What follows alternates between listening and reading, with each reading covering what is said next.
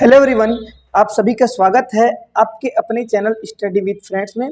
दोस्तों, जैसे कि मैंने कल के वीडियो में आपको बताया था, यदि आप ऑफलाइन क्लास ज्वाइन करना चाहते हैं तो हमने एड्रेस बताया था। इसके साथ ही आप ऑनलाइन क्लास अगर चाहते हो तो आपको एमसीक्यू के रूप में प्रोवाइड किया जाएगा। इसी कड़ी में आज हम पहला एमसीक्यू देखते हैं, जिसमें क्या है, आज शिक्षा मनोविज्ञान एवं बाल विकास। ये आपका सीजी टेट और सी टेट दोनों के लिए अनिवार्य है।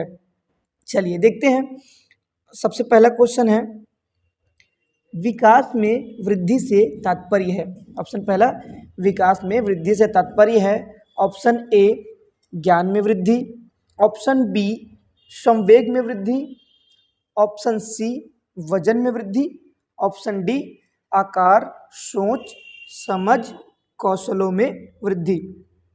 अब अगर आपको कोई पूछा जाएगा आपका विकास हो रहा है तो आप कैसे बोलेंगे? आपका हाइट बढ़ रहा है, क्या वो विकास है? आपकी बुद्धि बढ़ रही, क्या वो विकास है? देखिए, विकास का तात्पर्य क्या होता है? आपके हाइट, आकार, वृद्धि, आर्थिक, सामाजिक, पारिवारिक, राजनीतिक सभी दशा से वृद्धि हो, ये क्या कहलाता है? आपका विकास कहलाता है। नहीं तो बाकी सब तो वृद्धि। अगर आपकी हाइट बढ़े तो हाइट में वृद्धि हो रही है, आकार बढ़ता है, आकार में वृद्धि हो रही है। तो इसका आंसर क्या आएगा? ऑप्शन डी आएगा। आकार, सोच, समझ, कौशलों में वृद्धि क्या कहलाता है? विकास कहलाता है। ठीक, अगला क्वेश्चन देखते हैं। वंशानुक्रम के वाहक है। वंशानुक्रम के वाहक है। ऑप्शन ए, भोजन। ऑप्शन बी, अंड, है ना। अंड मतलब क्या बोलेंगे हम लोग? जो अगर ओवम बोला जाता है ना। ठीक, ऑप्शन सी है जीन्स। ऑप्शन डी, जैविक रसायन। इसका आंसर आएगा ऑप्शन सी, जीन्स। अगर आपने बायो पढ़ा होगा या पर्यावरण की जो पुस्तकें हैं, है ना, जो 8वीं 9वीं में रहती है, उनमें देखा जाता है कि वंशानुगति के वाहक कौन कहलाते हैं? हमारे जीन्स कहलाते हैं। माता पिता से बच्चों तक पहुंचता है। ये पीढ़ी दर पीढ़ी गुणों को क्या करती है? ट्रांसफर करती है। जीन्स किस में पाए जाते हैं? गुणसूत्र में। ठीक है, देखिए नेक्स्ट क्वेश्चन है, प्रत्येक स्त्री अंड में फिल इन द ब्लैंक्स एक्स वंश, है ना, या एक्स वंश सूत्र होते हैं। इसको क्या बोल सकते हैं? एक्स क्रोमोसोम होते हैं। 22, 23, 24, 26। इसका आंसर आएगा 23। देखिए, एक सामान्य व्यक्ति में गुणसूत्र या एक समान व्यक्ति के गुणसूत्र में कितने मतलब कितने ये पाए जाते हैं? वन जीन्स कितने पाए जाते हैं? 46 पाए जाते हैं। 46, और जोड़ी में अगर बोला जाए तो 23। अब यहाँ पे बात किसकी बात की जा रही है? स्त्री अंड, मतलब वह फर्टिलाइज एग, है ना, जिससे स्पर्म कनेक्ट होकर क्या बनाएगा? भ्रूण बनाएगा, है ना। तो उसमें हमारे गुणसूत्र कितने रहेंगे? जस्ट आधे, है ना। तो इसका आंसर क्या आ जाएगा? 23। हमारे एक मनुष्य में 46 है ना। पुरुष है और स्त्री है, दोनों में एक्स और एक्स वाई पाया जाता है। वाई में एक्स वाई गुणसूत्र पाया जाता है। ठीक है, मतलब पुरुष में एक्स वाई गुणसूत्र पाया जाता है और स्त्री में क्या पाया जाता है? एक्स एक्स गुणसूत्र पाया जाता है। अगर किसी में एक्स और वाई गुणसूत्र है वो पुत्र होता है। एक्स एक्स गुणसूत्र क्या होती है? पुत्री होती है किसी भी भ्रूण में। चलिए आगे देखते हैं। माता पिता प्रत्येक से वंश सूत्र के जोड़े प्राप्त होते हैं। ठीक है, वंश सूत्र के जोड़े कितने प्राप्त होंगे? अभी मैंने बताया, एक व्यक्ति में 23, सॉरी एक व्यक्ति में 46, तो इसका जोड़ी में अगर पूछा जाएगा तो 23 आएगा। ऑप्शन ए 22 लिखे, option B 21, option C 26, option D इनमें से कोई नहीं। तो इसका आंसर यहाँ पे क्या लेंगे हम लोग? इनमें से कोई नहीं। चलिए आगे देखते हैं। एक बालक की विकास फिल इन द ब्लैंक्स तथा ब्लैंक का सापेक्ष महत्व है। मतलब एक बालक का विकास किन दो चीज़ों पर, बालक के विकास में किन दो चीज़ों का महत्व है? पहला, या ऑप्शन ए, वंशानुक्रम, वातावरण। ऑप्शन बी, समाज, परिवार। ऑप्शन सी, वंशानुक्रम और जाति। ऑप्शन डी इनमें से कोई नहीं। तो इसका आंसर आप सभी को पता है, इसका आंसर आएगा वंशानुक्रम और वातावरण। आप इस चीज़ को समझ सकते हो कि आपके आसपास का वातावरण किसी भी बच्चे का या सामाजिक विकास का या हमारे खुद के विकास का, है ना, बहुत ही बड़ा कारक होता है। नेक्स्ट क्या है आपका क्वेश्चन 6वां, विकास का स्तर होता है या विकास क्षेत्र होता है सीमित, विस्तृत, दोनों, उपरोक्त में से कोई नहीं। तो इसका सब जानते हैं विकास कैसे होता है, अनलिमिटेड होता है, मतलब अनलिमिटेड मतलब विस्तृत होता है, असीमित होता है। नेक्स्ट देखते हैं, किस मनोवैज्ञानिक के अनुसार विकास एक सतत और धीमी प्रक्रिया है।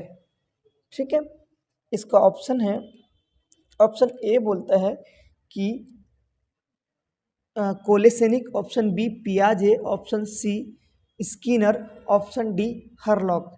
इसका आंसर आएगा क्या, ऑप्शन सी स्किनर।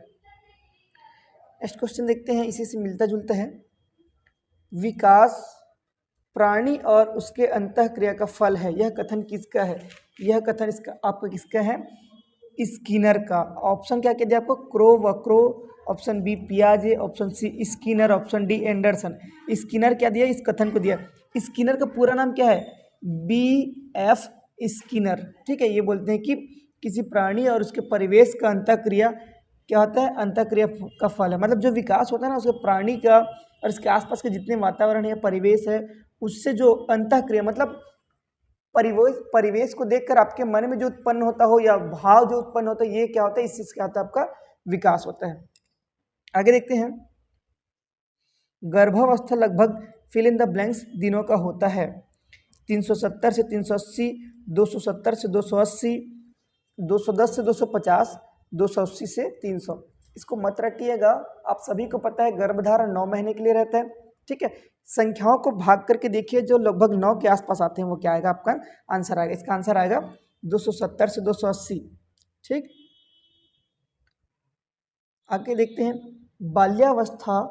बाल्यावस्था माना जाता है 6 से 12 वर्ष, 12 से 15 वर्ष, 11 से 18 वर्ष और इनमें से कोई नहीं।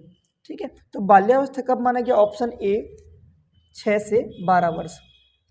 अब 6 से 12 वर्ष को बाल्यावस्था क्यों माना गया है, क्योंकि इसको माना जाता है एक अनोखा काल है ना, बालकों को या बच्चों को स्वतंत्र या निश्चित व्यक्तित्व में ढलने के लिए आज़ादी मिलती है ना। बच्चों में शारीरिक विकास, मानसिक विकास, संवेगात्मक विकास के साथ साथ विकास के कारण मनोदशा भी परिवर्तित होती है। मतलब बच्चा गुस्सा होता है ना, थोड़ा उदास होता है, उग्र होता है, ये सब क्या होता है, आपका बाल्यावस्था कहलाता है। डील से पढ़ेंगे अपन इसको बाद में, क्लास में हो गई है ऑफलाइन। नेक्स्ट देखते हैं, गर्भावस्था, 11वां क्वेश्चन है, गर्भावस्था को 3 श्रेणियों में रखा गया है, उसका सही क्रम बताइए, है ना। ऑप्शन ए बोलता है भ्रूणावस्था, पिंडावस्था, डिंबावस्था। ठीक है, फिर दूसरा बोल रहा है भ्रूणावस्था, डिंबावस्था, फिर पिंडावस्था। अब उसके बाद फिर से क्या देखेंगे, ऑप्शन सी डिंबावस्था, भ्रूणावस्था, पिंडावस्था। ऑप्शन डी क्या बोलेगा, भ्रूणावस्था, डिंबावस्था और पिंडावस्था। अब देखिए इसका आंसर आपका क्या आएगा, डिंबावस्था, पिंडावस्था और भ्रूणावस्था। डिंबावस्था, पिंडावस्था और भ्रूणावस्था। और यहाँ पे ऑप्शन नहीं दिया, लेकिन आंसर सही लिखा होगा, डिंबावस्था, पिंडावस्था और भ्रूणावस्था। अब थोड़ा सा जानते हैं ये होता क्या है, ये अवस्थाएं। देखो, सबसे पहले गर्भावस्था, मानव के विकास का सबसे प्रारंभ कहाँ से होता है, गर्भावस्था से। मतलब ऐसा बोला जाता है जब स्त्री गर्भवती होती है तो उनको अच्छी अच्छी चीज़ें, पुस्तकें या खुश रहना चाहिए, ताकि होने वाले बच्चे उस चीज़ों को ग्रहण करें। माता जिस कंडीशन में, जिस व्यवहार में, जिस वातावरण में रहती है, उसको बच्चा क्या करता है, सीखता है। मतलब मान के चले कि वहीं से विकास प्रारंभ हो जाता है। तो होता क्या है, इसको 3 भागों में बांटा गया। तो सबसे पहला अवस्था क्या है, डिंबावस्था।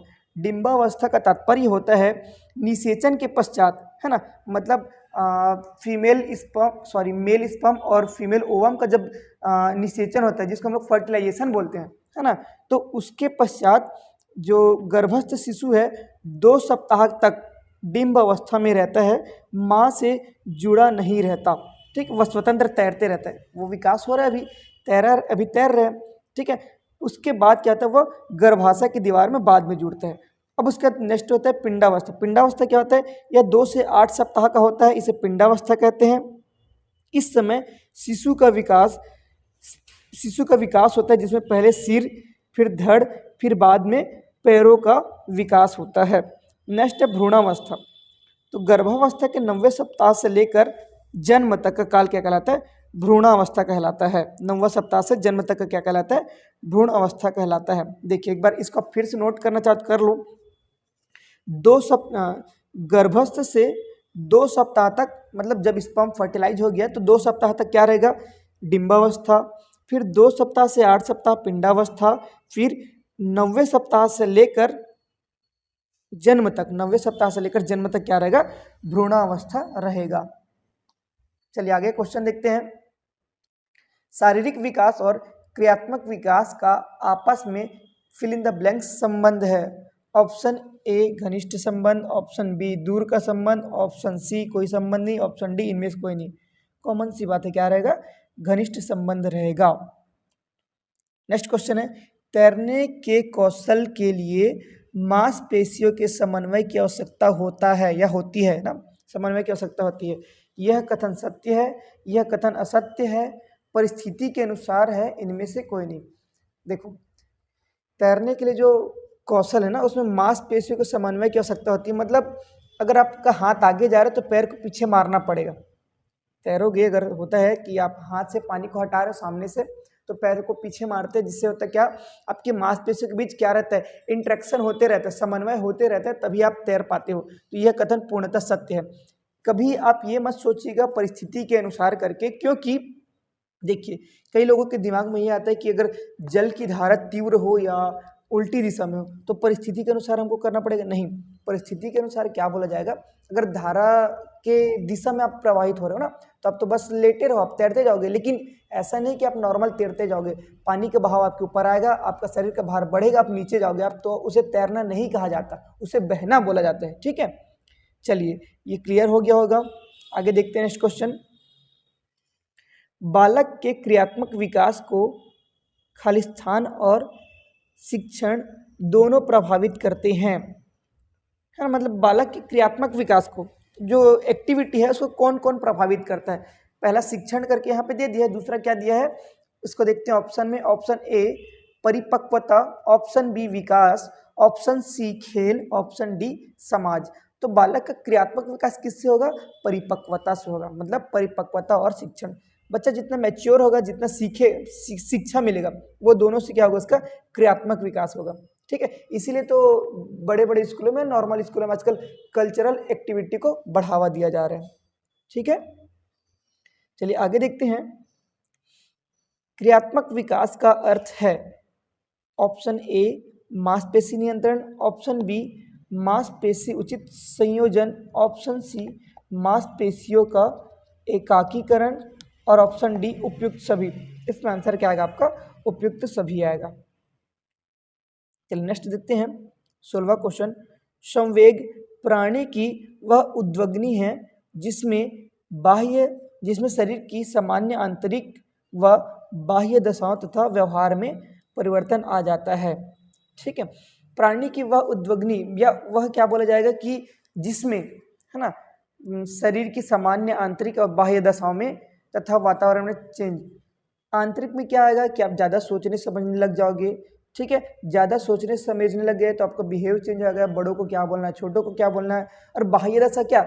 आपकी जैसी परवरिश हुई रहेगी वो क्या होगा? आपका बाह्य दशा कहलाता है। इसका ऑप्शन देखते हैं। ऑप्शन ए अवस्था, ऑप्शन बी परिस्थिति, ऑप्शन सी माता पिता, ऑप्शन डी इनमें से कोई नहीं। तो इसका आंसर आएगा क्या? अवस्था। अवस्था क्यों? क्योंकि माता पिता तो सिर्फ बाहरी व्यवहार बताएंगे, ठीक है, आंतरिक जो है वो आपका किससे आएगा? मैच्योरिटी या परिपक्वता से आएगा। तो इसका आंसर क्या आएगा? अवस्था आएगा। चलिए नेक्स्ट क्वेश्चन है, बालकों के संवेग होते हैं स्थायी, अस्थायी, विचारणीय और अनुकारणीय। तो इसका आंसर आएगा क्या? स्थायी होगा। ठीक, मतलब वो लोग चाहेंगे नहीं मुझे ये करना है मम्मी तो करना है, साला ये आपका संवेग हो जाएगा। नेक्स्ट क्वेश्चन है 18वां। संवेगों की प्रकृति होती है स्थायी, अस्थायी, दोनों, इनमें से कोई नहीं। इसका आंसर क्या आएगा? दोनों आएगा। मतलब अब कुछ समय के लिए नहीं मुझे ये करना है, ये भी रहता है, और कुछ समय बोलो कि इसको नहीं करना। मतलब आपके दिमाग में जो त्वरित सोच आते हैं वो क्या रहते हैं? अस्थायी भी होते हैं और स्थायी भी होते हैं। जैसे कि आपको टीचर बनना है, ये आपकी स्थायी सोच है। ठीक है, बीच में अगर कोई पोस्ट आएगा हॉस्टल वार्डन का तो इसको दिला लूँ नहीं दिला लूँ, ये आपका क्या है? अस्थायी सोच है। ठीक, नेक्स्ट क्वेश्चन देखते हैं। मैक्ड्यूगल है ना, मैक्ड्यूगल के अनुसार मूल प्रकृति जिज्ञासा का संबंध संवेग है ना। मैक्ड्यूगल के अनुसार मूल प्रवृत्ति जिज्ञासा है ना, जिज्ञासा का संबंध खालिस्तान संवेग से है या कौन से संवेग से है। ठीक है, इसका आंसर देखते हैं, सॉरी ऑप्शन देखते हैं। सबसे पहले भय, फिर क्या है घृणा, फिर आश्चर्य, फिर आपका क्या कहलाता है भूख। तो इसका आंसर आ जाएगा, सीधा देख लेते हैं, इसका आंसर आ जाएगा आश्चर्य। इनके थीसिस, अगर इनके थीसिस आपको पढ़ाना चाहूँ है ना, ये मैक्ड्यूगल हो गया, पियाजे हो गया, उससे पहले स्किनर है, इनके जगह हम लोग क्या पढ़ेंगे, थ्योरी या थीसिस पढ़ेंगे तो हमारी क्लास बहुत ही लंबी हो जाएगी। नेक्स्ट क्वेश्चन है, संवेगों के नियंत्रण की विधि, संवेगों के नियंत्रण की विधि स्वतंत्र अभिव्यक्ति का प्रतिपादन किसने किया। Option A Rousseau, option B Montessori है ना, ये इसमें बाण के अड़ा भी आता है ना मांटेसरी लिखने में। फिर नेक्स्ट है आपका रूसो तथा मांटेसरी, ऑप्शन आपका डी क्या आता है, उपरोक्त में से कोई नहीं। इसका आंसर क्या आएगा आपके पास, रूसो तथा मांटेसरी। ये दोनों क्या होते हैं, हमको संवेगों के नियंत्रण की विधि के बारे में एक साथ बताए हैं। देखो हमारा यह आज का टॉपिक या आज का क्वेश्चन यहीं तक समाप्त होता है। लेकिन देखिए अभी हाल ही में क्या है, अब सबको पता है इसका टीचर भर्ती भी आने वाला है, तो टेट आपके लिए बहुत ही महत्वपूर्ण है ना। तो जो ये वीडियो बन रही, आप ऐसा ना लीजिए कि क्वेश्चन हल्के में है ना, क्वेश्चन के साथ साथ मैं आपको क्या करूँगा, एक एक चीज़ों को समझाते जाऊँगा कि जहाँ तक हो सके आपसे क्वेश्चन ऑप्शनल में बन जाए, ऑप्शन देख के बन जाए। ठीक है, आप बोलोगे थीसिस पढ़ें या थ्योरी पूरा पढ़े, तो वो इसके लिए आपके पास भी समय नहीं है ना। जैसे कि हम लोग अभी लास्ट क्वेश्चन में क्या पढ़े हैं, रूसो और मांटेसरी के बारे में पढ़े हैं, उससे पहले मैक्ड्यूगल के बारे में पढ़े हैं। ठीक है, उससे पहले स्किनर के बारे में सुने हैं, पियाजे हैं, इनके अलग अलग थ्योरी थीसिस है ना। कि जैसे कोई संवेग, मैक्ड्यूगल क्या बोलता है, संवेग मूल प्रवृत्ति का हृदय है। वुडवर्थ क्या बोलता है, संवेग व्यक्तियों की है ना, यह संवेग व्यक्ति की उत्तेजित दशा है, मतलब उस टाइम में वो बंदा कुछ भी करने को तैयार हो, क्या कहलाता है, संवेग कहलाता है ना। जिसको हम लोग इमोशन भी बोलते हैं क्या, हाँ इमोशन भी कह सकते हैं। ठीक है, मतलब इमोशन स्थायी भी होते हैं, जैसे कि मम्मी के लिए मेरा इमोशन हमेशा क्या रहेगा, स्थायी रहेगा। लेकिन जैसे कि मेरा किसी से लड़ाई हो गया, वो क्या रहेगा, अस्थायी रहेगा। फिर नेक्स्ट, जैसे कि ड्रेवर नाम का वैज्ञानिक है, वो क्या बोलता है, संवेग प्राणी की जटिल दशा है जिसमें शारीरिक बदलाव और प्रबल भावना के कारण उत्तेजित दशा एक निश्चित प्रकार के व्यवहार करने की प्रकृति निहित रहती है। मतलब जो संवेग है वो हमको गुस्सा भी दिलाती है और खुशी भी दिलाती है। ठीक है, तो चलिए आज के लिए बस इतना ही, या इस वीडियो में केवल इतना ही। जल्द ही आपको और नेक्स्ट वीडियो प्राप्त होंगे। हमारे चैनल में ऐसे ही बने रहिए। अगर आप हमारे चैनल पर नए हों तो हमारे चैनल को सब्सक्राइब कीजिए और अपने दोस्तों से भी ज़्यादा से ज़्यादा सब्सक्राइब कराइए। अपने दोस्तों को शेयर कीजिए, कमेंट कीजिए, वीडियो पसंद आता है तो लाइक कीजिए। आपको जो वीडियो चाहिए या जिस वीडियो में MCQ चाहिए उसके लिए आप क्या कीजिए, कमेंट कीजिएगा। Thank you.